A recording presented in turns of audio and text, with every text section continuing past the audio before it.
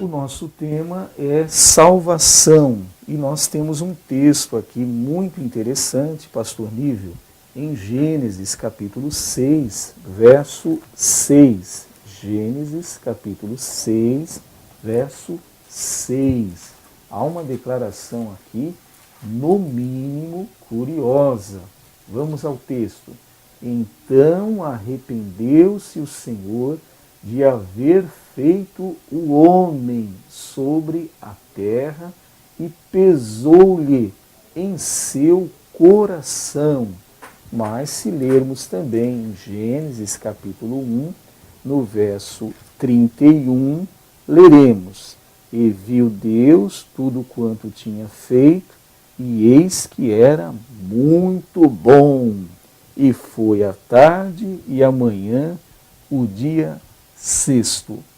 Mais uma vez, pastor Nível, há alguma contradição na Bíblia Sagrada? Não há e nunca haverá contradição. Talvez alguns textos de difícil entendimento, algumas pessoas interpretando possam errar na sua interpretação.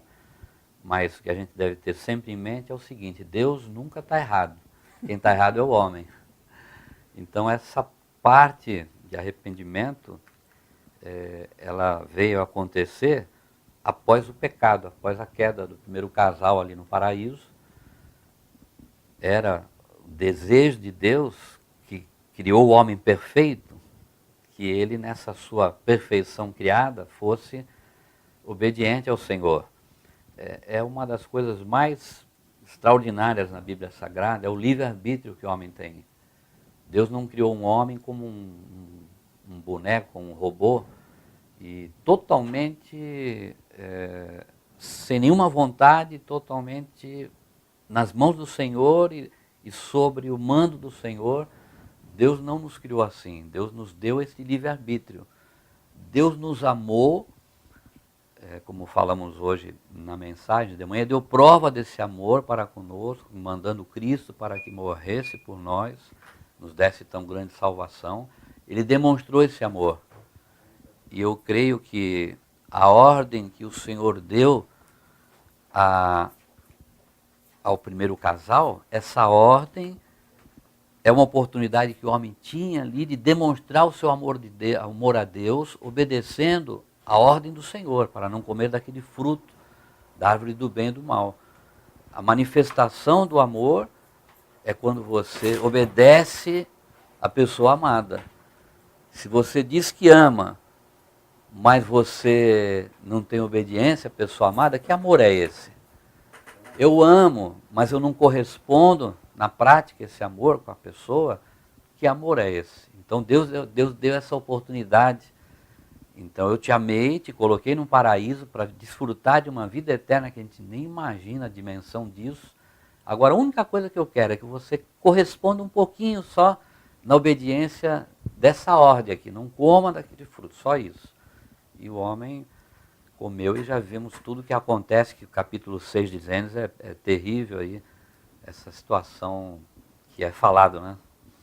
Pastor, e então Deus aqui ele tem a decisão, olhando para a criação e vendo que ela foi transtornada por causa do pecado. Nesse próprio texto aqui de Gênesis 6, a gente vê no verso 5, e viu o Senhor que a maldade do homem se multiplicara sobre a terra e que toda a imaginação dos pensamentos do seu coração era só má continuamente. Então, a imaginação do homem, o pensamento do homem continuamente, constantemente era má, era perversa. Aí o Senhor então decide destruir, mandando um dilúvio, e com isso ele faz uma seleção ali para os animais, para serem poupados, e também da própria família de Noé, que o texto nos diz no capítulo 5, que foi um homem que achou graça, né, aos olhos do Senhor. Foi um homem que realmente agradou a Deus, né? No capítulo 6, 8, né? Melhor, capítulo 6, verso 8, dizendo que Noé achou graça aos olhos do Senhor. Muito bem, pastor. Veio o dilúvio, Noé, a esposa, 3 filhos, 3 noras, 8 almas apenas se salvaram. E as espécies dos animais também foram poupadas ali. Então não houve uma recriação. Isso não existiu. Não é? Simplesmente Deus conservou uma família idônea, uma família que realmente estava ali na presença dele, e essa família então teve a oportunidade de recomeçar, uma segunda chance, né, pastor? O problema do pecado foi resolvido, pastor? Não foi resolvido. Quando a gente observa Noé, logo quando acaba o dilúvio, a arca pousa no monte Ararat, e ele desce, e ele toma em excesso do suco da vide, do vinho, e ficou embriagado, e tem toda aquela história, errando, pecando, seu filho o vê nu e zomba dele. A gente vê que a essência do homem, o pecado, continuava ali ainda.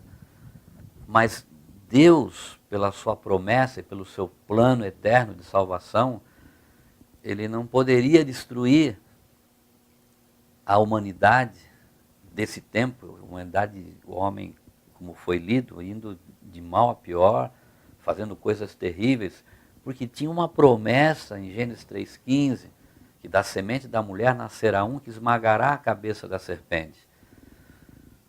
E tinha a promessa, diante da fundação do mundo, Apocalipse 13,8, que Cordeiro que foi morto antes da fundação do mundo, já tinha um plano determinado por Deus de que haveria um Salvador, que foi Jesus, que veio a esta terra, para consumar, para reconciliar o homem com Deus. Então, nada disso que a gente vê, a gente lê, estuda e medita na palavra de Deus, nada disso é surpresa para Deus.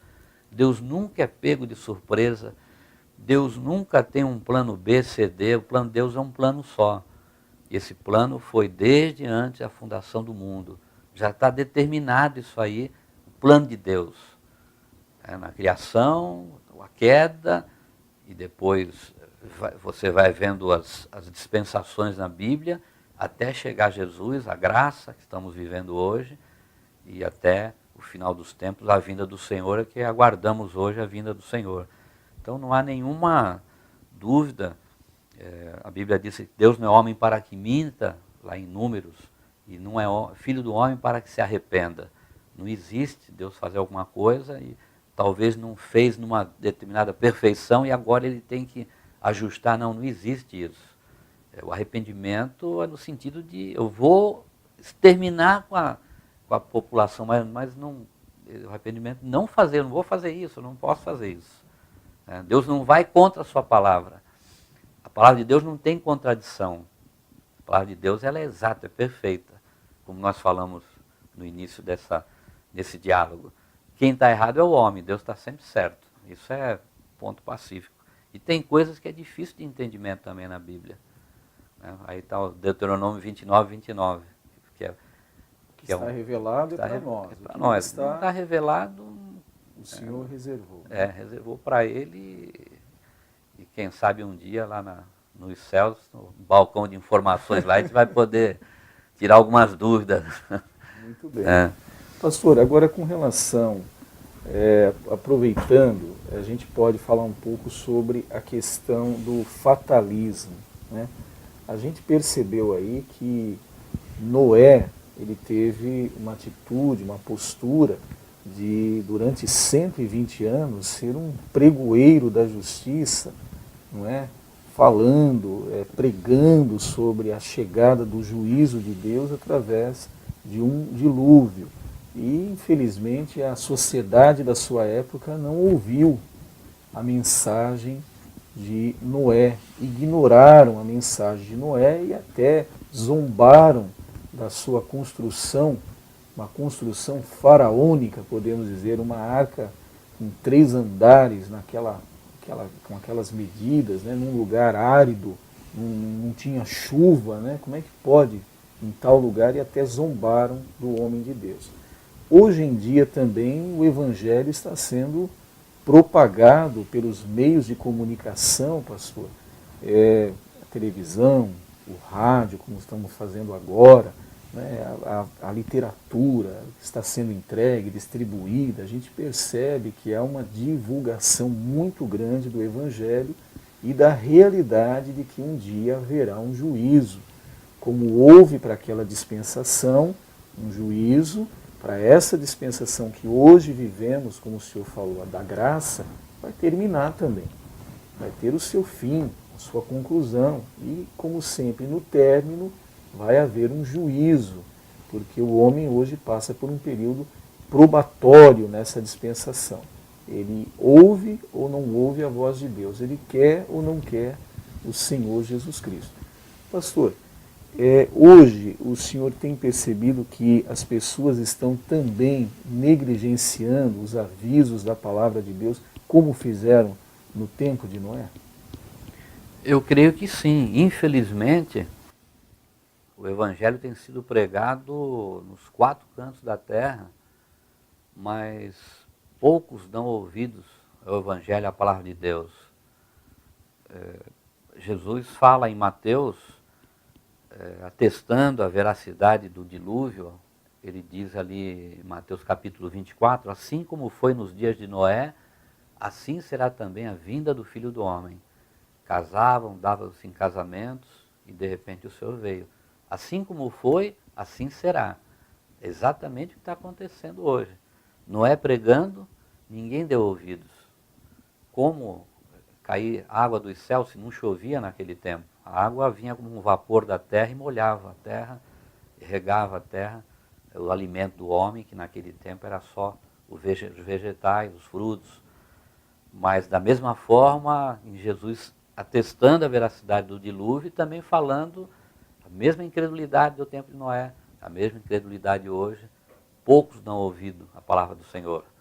Temos pregado e continuaremos pregando, e a obra, quem faz é o Senhor, quem convence é o Espírito de Deus. E poderíamos até dizer que Noé foi um pregador fracassado.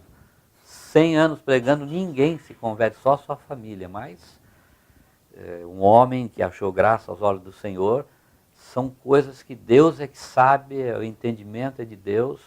Por outro lado, você vê o profeta Jonas, um profeta que fugiu da vontade de Deus, e quando é engolido por aquele grande peixe, jogado já na praia, lá em Nínive, e ali ele vai prega a palavra, prega o arrependimento naquele tempo, e todos se convertem. Como é que a gente entende? Noé é um homem que achou graça aos olhos do Senhor, um homem obediente, temente a Deus, não teve sucesso. Agora, o profeta Jonas, profeta fujão, ele vai, fala do arrependimento, todos. Deus é que sabe, tem coisas que a gente não sabe, tem coisas que a gente não conhece. Uma ilustração que me vem em mente, um fazendeiro que tinha um cavalo de grande valor, e esse cavalo foge. Aí o seu vizinho chega para ele e fala, mas o senhor não está com muita sorte, o seu cavalo da melhor raça fugiu. Eu falei, eu não sei se eu estou com sorte ou não, Deus é que sabe todas as coisas. Aí esse cavalo volta com uma manada de cavalos selvagens.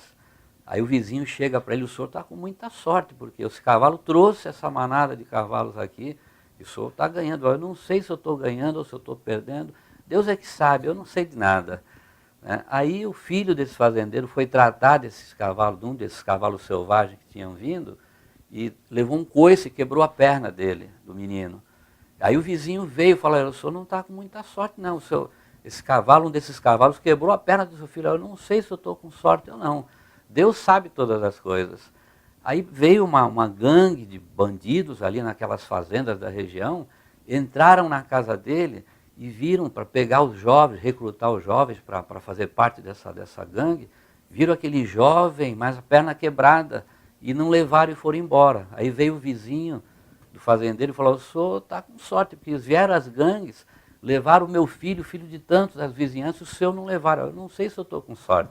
Deus sabe todas as coisas. Então, tem coisas que a gente não tem, nós somos limitados a compreender. Deus sabe todas as coisas, é Ele que sabe. Agora, aproveitando, o senhor trouxe o exemplo de Jonas, que foi ali, pregou sobre a destruição da cidade, dos habitantes, e houve um arrependimento. Então, com esse exemplo bíblico, nós não podemos crer ou aceitar o fatalismo, não é, pastor? O que é o fatalismo, que muitas vezes é ensinado assim de forma tão aberta às pessoas, e as pessoas hoje se acham até limitadas a orar, a buscar Deus, a confiar que Deus possa mudar uma situação. O que é o fatalismo, pastor? À luz da palavra de Deus, não existe o fatalismo. Existe a lei da semeadura. Aquilo que o homem plantar, ele vai colher. E Deus está aberto a ouvir as nossas orações, não somente no sentido de nós termos uma comunhão maior com o Senhor, uma intimidade maior com o Senhor, através das orações, mas no sentido também de pedirmos algumas coisas ao Senhor, algumas necessidades que nós temos, alguns anseios que nós temos. É justo e é verdadeiro nós estarmos pedindo, porque o Senhor fala pela sua palavra, Mateus 7,7, pedi, dá-se-vos-á. Agora eu tenho que saber pedir com sabedoria, pedir com entendimento, eu posso pedir. E se assim não fosse, o que adianta nós orarmos? Se já está tudo determinado, então não precisa orar, então ninguém ora mais. Você só ora para manter uma comunhão com o Senhor, que é o maior e é o principal. Nós oramos pedindo as bênçãos do Senhor também, rogamos, e o Senhor, como um pai, tem satisfação e alegria em nos atender como um pai. Se for o melhor para nós, Ele sabe o que é melhor. E se for o melhor, no seu tempo, Ele vai nos atender. Então não está tudo formado, então para que orar? O caso de Nínive, ela recebeu um juízo de Deus para destruição e morte de perfeitamente todos. Mas diante do arrependimento que houve, desde o rei até o menor naquela cidade, Deus não destruiu. O povo reagiu, o povo teve uma atitude de arrependimento sincero que agradou a Deus, e Deus não destruiu. É o caso de Abraão intercedendo por Sodoma, por Gomorra também. Havia ali um juízo. Olha, vai ser destruída, vou terminar, porque a perversidade, a maldade naquele lugar chegou diante de mim, agora eu vou tomar providências. E aí nós vemos ali o amigo de Deus, Abraão, né, falando, intercedendo com Deus com relação aos moradores daquele lugar. Então, não poderia se pensar num fatalismo. Olha, já está determinado, já está escrito, vai ser assim. Pelo contrário, através da intercessão, pode haver a mudança, pode haver uma transformação, uma mudança de rumo para aquilo que estava prestes a acontecer. Foi isso, pastor? Exatamente.